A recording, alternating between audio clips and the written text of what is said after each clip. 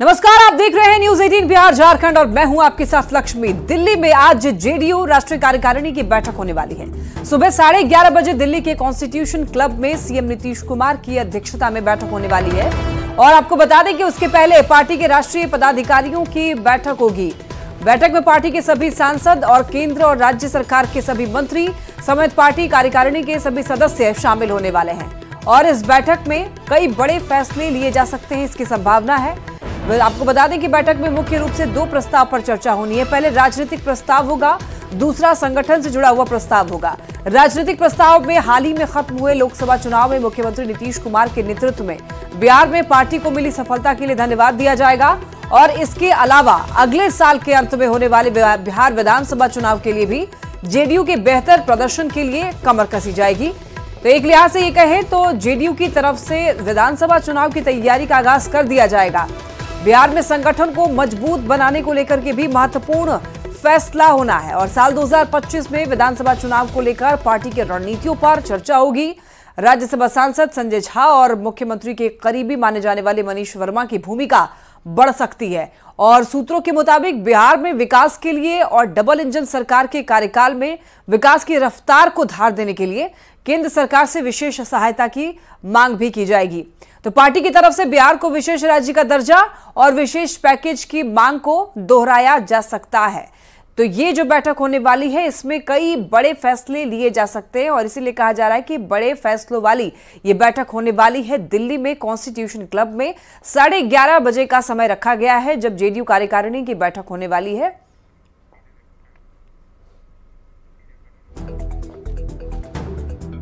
और ज्यादा जानकारी के लिए न्यूज 18 संवाददाता अमितेश सिंह हमारे साथ जुड़ रहे हैं दिल्ली से। अमितेश, देखिए आज जेडीयू कार्यकारिणी की बैठक होने वाली है। ये बैठक कई मायने में महत्वपूर्ण है, क्या कुछ बड़े फैसले इसमें हो सकते हैं? एक बार पूरी जानकारी दीजिए।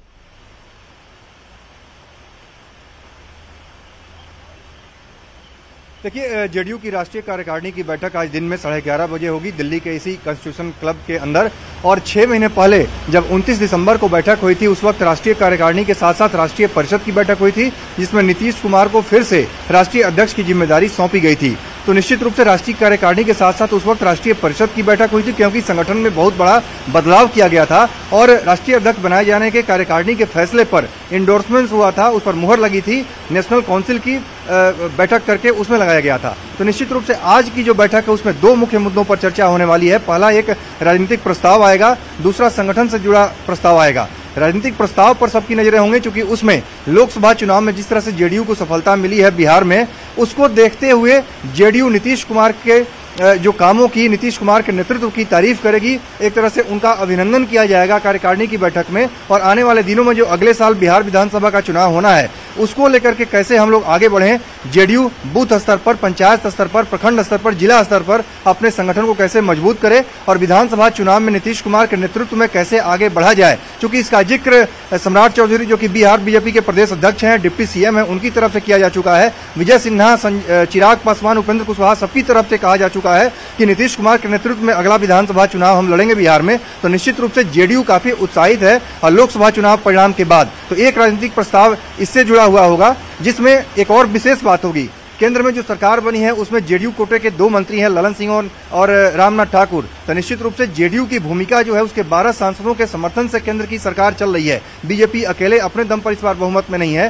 तो बिहार को विशेष राज्य के दर्जे देने की मांग और विशेष सहायता की मांग एक बार फिर से इस बैठक में उठाई जाएगी और राजनीतिक प्रस्ताव में इस मुद्दे को शामिल किया जा सकता है। यहाँ कार्यकारिणी की बैठक से उस प्रस्ताव पर मुहर लगेगी। लेकिन जो दूसरा सबसे महत्वपूर्ण सवाल है, संगठन में क्या कोई बदलाव होगा या संगठन में किसी व्यक्ति को नई जिम्मेदारी दी जाएगी, इस पर सबकी नजरें टिकी होंगी। क्योंकि नीतीश कुमार राष्ट्रीय अध्यक्ष भी हैं पार्टी के और बिहार के मुख्यमंत्री भी हैं, तो ऐसे में सरकार और संगठन दोनों की जिम्मेदारी उनके ऊपर है। तो सबसे बड़ा सवाल यही है, क्या नीतीश कुमार का सहयोग करने के लिए किसी व्यक्ति को, 1 या 2 लोगों को कोई नई जिम्मेदारी दी जाएगी जिसमें नीतीश कुमार को असिस्ट करेंगे। नीतीश कुमार को सहयोग देने के लिहाज से चूंकि अगर बहुत बड़ा बदलाव होता, अध्यक्ष पद पर बदलाव की कोई गुंजाइश होती, संभावना होती, तो नेशनल काउंसिल की भी बैठक बुलाई जाती, जैसा कि दिसंबर में हुआ था। तो ऐसा नहीं हो रहा है, केवल नेशनल एग्जीक्यूटिव की बैठक बुलाई गई है। तो जो सोर्स बता रहे हैं उसके मुताबिक हो सकता है संगठन में नए लोगों को कुछ जिम्मेदारी दी जा सकती है, चाहे संजय झा हैं जो कि जेडीयू संसदीय दल के नेता है राज्यसभा के भीतर, इसके अलावा मनीष वर्मा जो कि नीतीश कुमार के बेहद करीबी अधिकारी रहे हैं, उनका नाम सामने आ रहा है। तो कुछ जिम्मेदारी हो सकती है, लेकिन सबसे बड़ा सवाल यही है कि नीतीश कुमार पर सबकी नजरें टिकी होंगी कि संगठन से जुड़ा हुआ कोई बड़ा फैसला करते हैं या अपने मातहत कुछ और लोगों को बड़ी जिम्मेदारी दे करके संगठन को मजबूत करने की प्रक्रिया को आगे बढ़ा सकते हैं। जी अमितेश, देखिए बिहार विधानसभा चुनाव में अभी बहुत समय है, लेकिन क्या ये माना जा सकता है कि इस बैठक के बाद विधानसभा चुनाव के लिए तैयारियों का आगाज जो है वो शुरू हो जाएगा?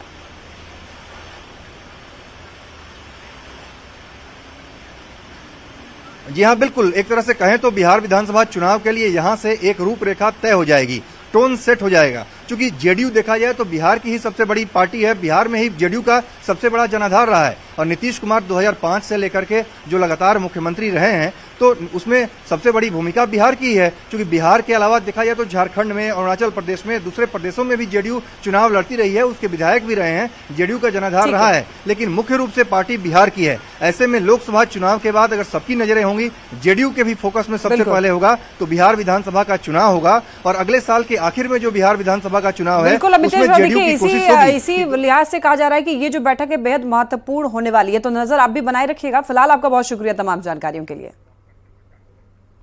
पटना से एक बड़ी खबर सामने आ रही है। नीट पेपर लीक कांड में गिरफ्तार 7 आरोपियों को लेकर के सीबीआई दिल्ली पहुंचने वाली है। दिल्ली की राउज एवेन्यू कोर्ट ने आरोपियों के खिलाफ वारंट जारी किया है। सीबीआई के आवेदन पर वारंट जारी हुआ है और आपको बता दें कि नीट पेपर लीक कांड में गिरफ्तार 7 आरोपियों को लेकर के सीबीआई दिल्ली पहुंचेगी। कड़ी सुरक्षा के बीच 7 आरोपी जो हैं वो दिल्ली ले जाए जाएंगे। प्लेन से सभी को दिल्ली ले जाया जाएगा। सीबीआई ने दिल्ली ले जाने की तैयारी शुरू कर दी है।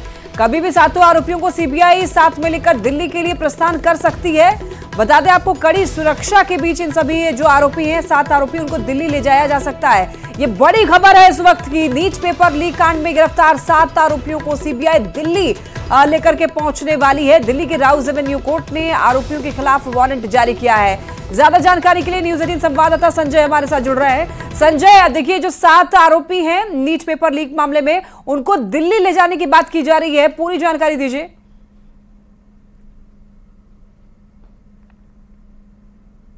और इसके बाद परमिशन मिल गया है। ये 7 आरोपी कौन होंगे फिलहाल इनका नाम सामने नहीं आया है, लेकिन इनको प्लेन से दिल्ली ले जाया जाएगा और दिल्ली कोर्ट में पेश किया जाएगा। वहां पर सीबीआई की टीम जो है उनसे लगातार इंट्रोगेट करेगी, उनसे इंट्रोगेशन चलेगा और कई पहलुओं पर। दरअसल इस पूरे मामले में मनीष प्रकाश और आशुतोष कुमार का मोबाइल सीबीआई की टीम ने जब्त कर लिया। उससे कई क्लू मिले हैं और उस सभी क्लू को पुलिस सीबीआई की टीम जो है वो खंगालना चाहती है। तो इन सभी 7 आरोपियों को ले जाया जाएगा कड़ी सुरक्षा के बीच पटना एयरपोर्ट पर, फिर वहां से उनको प्लेन से दिल्ली ले जाया जाएगा। एक और जो महत्वपूर्ण अपडेट है वो है कि नीट पेपर लीक कांड में आज सबसे बड़ी पूछताछ होगी। 13 आरोपी जिन्हें पटना पुलिस ने गिरफ्तार किया था, बिहार सरकार के जूनियर इंजीनियर सिकंदर कुमार यादवेंदु समेत जो 13 आरोपी हैं, उनसे आज बेउर जेल में पूछताछ होगी। बेउर जेल सीबीआई की टीम पहुंचेगी एएसपी के नेतृत्व में। जो संभावित समय है 10 बजे का बताया जा रहा है। 10 बजे के बाद कभी भी टीम पहुंच सकती है। उनसे एक साथ पूछताछ बेउर जेल के अंदर ही होगी। तीसरा अपडेट यह है कि नीट पेपर लीक कांड में जो 2 आरोपी हैं, मनीष प्रकाश और आशुतोष कुमार, इनको सीबीआई की टीम आज बेउर जेल से रिमांड पर लेगी। 5 दिनों की रिमांड मिली है और 5 दिनों तक सीबीआई की जो टीम है इन्हें कई जगहों पर ले जाएगी और पूरे मामले को खंगालेगी, ताकि जो मास्टरमाइंड है संजीव कुमार और एक और जो एब्सकॉन्डर है रॉकी, उसकी जल्द से जल्द गिरफ्तारी सुनिश्चित हो सके और इस पूरे मामले का पर्दाफाश हो और सारी सच्चाई सामने आ सके। जी बिल्कुल संजय, देखिए ये जो 7 आरोपी हैं उनको दिल्ली ले जाना है और उससे पहले जो 13 आरोपी टोटल हैं अभी फिलहाल गिरफ्त में, उनसे पूछताछ भी कर रही है। तो ये जो प्रक्रिया है वो बहुत फास्ट होने वाली है, क्योंकि दिल्ली भी लेकर जाना है 7 आरोपियों को। जी बिल्कुल, देखिए ये 13 अभियुक्त वही हैं आरोपी जिन्हें पटना पुलिस ने मई महीने में गिरफ्तार किया था और इन्हीं के पास